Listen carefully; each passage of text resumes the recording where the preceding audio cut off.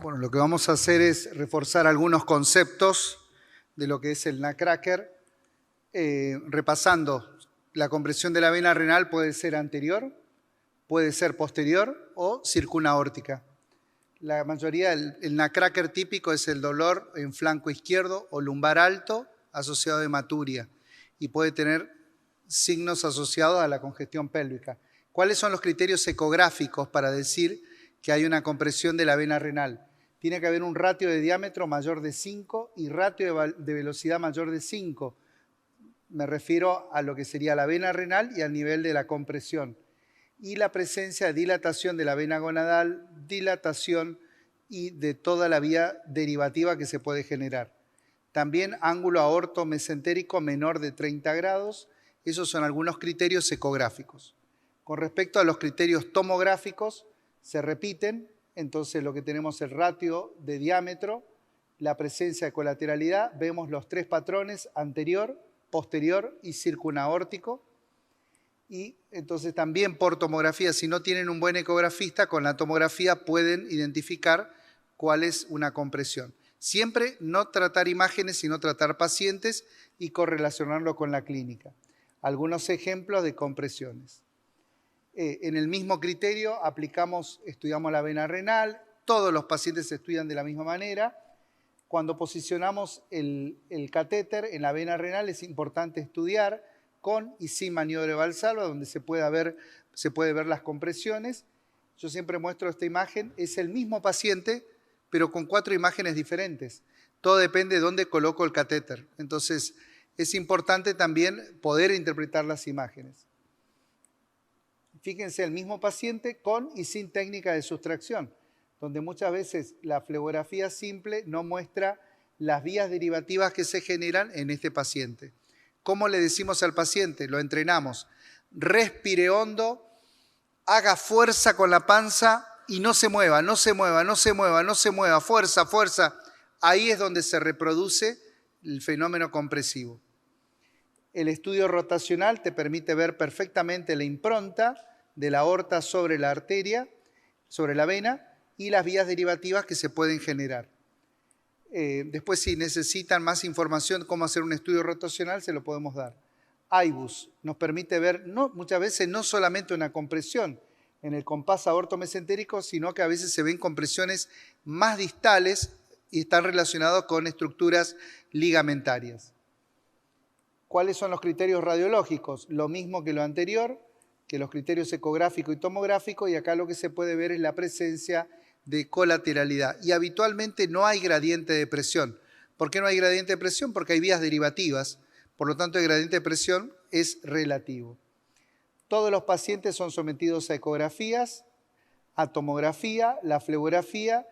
Se realiza la embolización en aquellos pacientes que no tienen dolor lumbar y no tienen hematuria a pesar de tener una compresión, y se realiza stenting más asociado a la embolización a aquellos pacientes que tienen dolor lumbar invalidante con o sin hematuria. El manejo conservador es una primera opción donde le pedimos al paciente que aumente unos 3, 4, 5 kilos y muchas veces aumentar de peso. Son pacientes muy delgados, longilíneos, y aumentar de peso puede separar el ángulo aortomesentérico. Durante muchos años el doctor Dándolo explicó que el gol estándar era la cirugía, que era el reimplante de vena renal, la interposición venosa para aumentar la compliance, y lo que más usó es el bypass gonadal cavo. Desde el año 2000 se plantearon diferentes opciones terapéuticas. Hay un grupo chino que tiene la mayor experiencia con wall stent y stent arteriales, donde una de las complicaciones que más se vieron son migraciones. Entonces esa serie un poco se dejó de utilizar. Hemos desarrollado nuestro protocolo y hemos visto estas 7 variantes. Estas variantes tienen correlación clínica, ecográfica, tomográfica, radiológica y IBUS. Entonces en el tipo 1 es normal, que ya hablamos. En el tipo 2 me voy a dedicar un poco más. Acá hay una compresión de la vena renal y la derivación se hace por la vena gonadal. ¿Qué síntoma va a tener el paciente? ¿Va a tener dolor lumbar? No, va a tener dolor pélvico. Entonces este paciente no tiene dolor lumbar. ¿Qué le hacemos? Lo embolizamos y colocamos solamente el stent si el paciente se asocia en una etapa tardía al dolor lumbar. no en etapa inicial. La técnica de sándwich, optamos por coil dedicados a vena, y este es el caso de una mujer muy delgada, longilínea, que en bipedestación tiene una compresión casi total, un ratio mayor de 5, ratio de velocidad mayor de 5, y fíjense la dilatación de la vena gonadal, ángulo de 15 grados. Entonces, radiológicamente lo que hicimos es embolizar esa vena gonadal, y fíjense que posterior a la embolización de la vena gonadal, cómo empieza a abrirse un circuito derivativo. Entonces esta paciente no tiene dolor lumbar, tenía dolor pélvico, y es probable que no tenga nunca dolor lumbar, porque ahora derivó por la vena hemiácigos. Entonces esa sería la conducta para el tipo 2. Ahí vemos otro caso, donde hacemos la embolización. Todo lo mismo, vamos a ir más rápido. Se realiza la embolización y después en la etapa final, cuando hacemos el control, respira normal, hacemos espuma. Esta nuevamente tenía signos de Esto era previo. fenómeno de nutcracker. Vamos a ver los cambios hemodinámicos en la vena renal. Ahí se veía la impronta, la vía derivativa, la vena gonadal. Embolizamos solamente la gonadal y ahora lo que vamos a hacer es el control. Y fíjese que en el control cómo ya empieza a abrirse la vía derivativa superior. También está lo opuesto, pacientes que han sido embolizados sin dolor lumbar invalidante con una compresión que en una fase tardía tuvimos que colocar un stent. En el tipo 3 tenemos el fenómeno en nutcracker. Esto es frecuente de ver, hay una compresión, no tiene síntoma y todo deriva por vía lumbar ascendente. Ejemplo de tipo 3, pacientes asintomáticos, conducta expectante. En el tipo 4, la derivación es descendente por venas lumbares. Acá el síntoma va a ser la lumbalgia. ¿Qué tenemos que hacer? Colocar stent fundamentalmente. ¿Cuándo vamos a colocar un stent en una vena renal?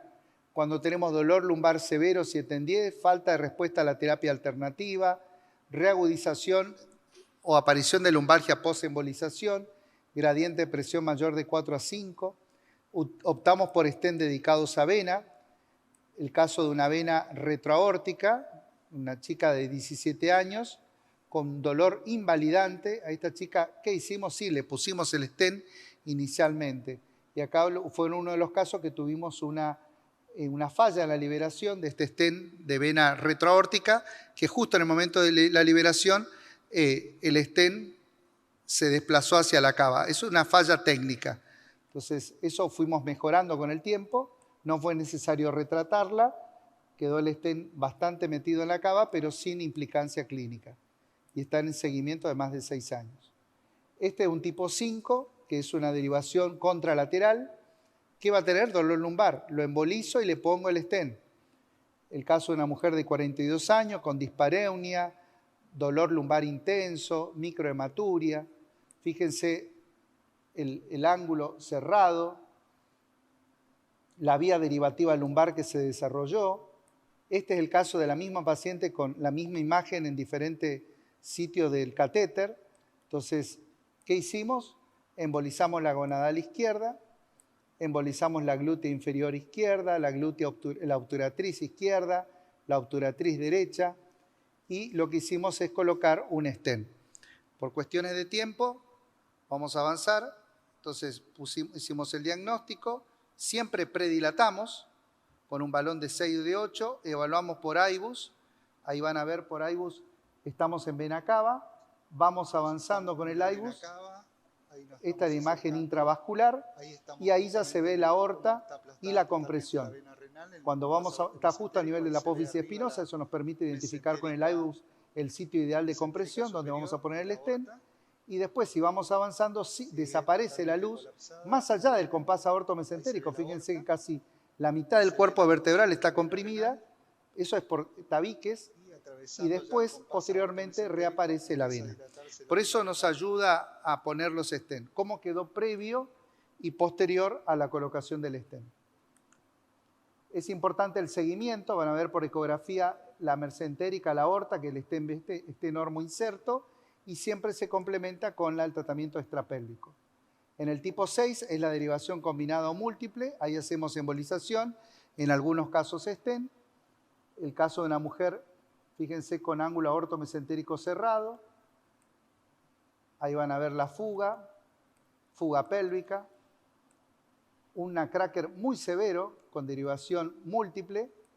Embolizamos la gonadal derecha con coil de derivación controlada, embolizamos la pudenda interna derecha, embolizamos la glútea superior, van a ver que todo hacemos en el mismo acto, y la glútea inferior izquierda. La gonadal izquierda, siempre embolizamos las fugas, ahí colocamos el stent, acá no teníamos IBUS, pasamos el stent, siempre seteamos desde abajo para posicionar el stent, esto es importante con un pigtail y ubicar perfectamente el stent, y ahora lo hacemos en apnea. Entonces, paciente con anestesia general, hacemos apnea y eso nos evita las variaciones de cambio de vena renal al momento de liberación. Impactamos y el resultado final, entonces, del stent y la desaparición de la colateralidad. Lo importante es el seguimiento ecográfico y el seguimiento tomográfico, lo que se llama perfecto círculo. Bueno, en el caso de una mujer delgada, lo mismo, ángulo cerrado, vamos avanzando más rápido, fíjense, ángulo de 10 grados, una compresión muy severa, toda la derivación, embolizamos lo mismo, vamos avanzando, y embolizamos justamente con coils de la pudenda, la glútea inferior, embolización de la gonadal derecha y embolización de la gonadal izquierda. Era una anatomía bastante irregular, mucha espuma, el IBUS previo, donde se ve la compresión, justo a nivel de la apófisis espinosa y la desaparición de la luz, la predilatación con balón y la liberación del stent. Entonces, lo importante es cómo queda y desaparece toda la colateralidad. Lo que era previo y lo que quedó finalmente. Y importante el seguimiento tomográfico del stent. La tipo 7 es la derivación múltiple, derivación circunaórtica. Bueno, y acá tenemos que colocar el stent en el sitio que tiene más colateralidad y más clínica. El seguimiento, esto es lo ideal, perfecto círculo, sin hiperplasias. Pero si vemos ya hiperplasia temprana, que lo vemos a los 3 meses, le agregamos estatinas y mantenemos la anticoagulación. Fallas técnicas, hemos tenido durante la liberación, quedó muy metido en la cava. Tuvimos un caso de falla de liberación. Y también distales, que el stent lo pusimos muy distal, esto por los movimientos respiratorios del paciente y ahora lo hacemos en apnea. Es fácil de resolver. Un caso de oclusión de stent, en este caso tuvimos que usar el Aspirex en una médica, radióloga, que tuvo que suspender la anticoagulación a la semana por una metrorragia anemizante, entonces tuvimos que suspender todo y ese stent se trombosó. Y el resultado final post-Aspirex fue esto, la restitución del stent. Un caso masculino, mucho dolor, dolor invalidante. Este paciente le pusimos el stent, no mejoró, lo embolizamos, no mejoró, hablamos, decidimos hacer un autotrasplante, pero como tenía una hipoplasia de la vena ilíaca izquierda, se trasplantó a la ilíaca derecha. ¿Cuál es el problema que tenemos ahora? Es que después del trasplante sigue con dolor lumbar izquierdo, ya no tiene más el riñón ahí y sigue con dolor. Por eso es importante el manejo del dolor a nivel cerebral. Fíjense lo que quedó el stent involucrado dentro de la vena. Peter Glowicki plantea de que el tratamiento del nutcracker, como dijo Marcelo, no es apto para cardíacos. Ha visto mucha migración, pero son stents no dedicados a vena. Por lo tanto, nuestra experiencia es sobre 1.200 pacientes, tenemos 475 pacientes que entraron en protocolo de nutcracker. Tuvimos 141 con compresión de la vena renal, fundamentalmente con vía derivativa por la vena gonadal. Van a haber más reflujos del lado izquierdo que el derecho y es la casuística más elevada a nivel mundial de uso de stent dedicados a vena en vena renal. Esto va a estar próximo a publicarse. Tenemos 41 implantes en venas renales, fundamentalmente la experiencia con stent Abre, Silver Vena 6, que tuvimos mala experiencia porque son stent con poca fuerza radial, tuvimos que colocar otros stent en 2 casos, y solamente un stent no dedicado a vena, que esto hubo que colocar otro stent. Resultados preliminares, muy satisfactorios, resolución de la clínica casi superando el 95% y vimos solamente falla técnica en 2 proximales y 2 distales.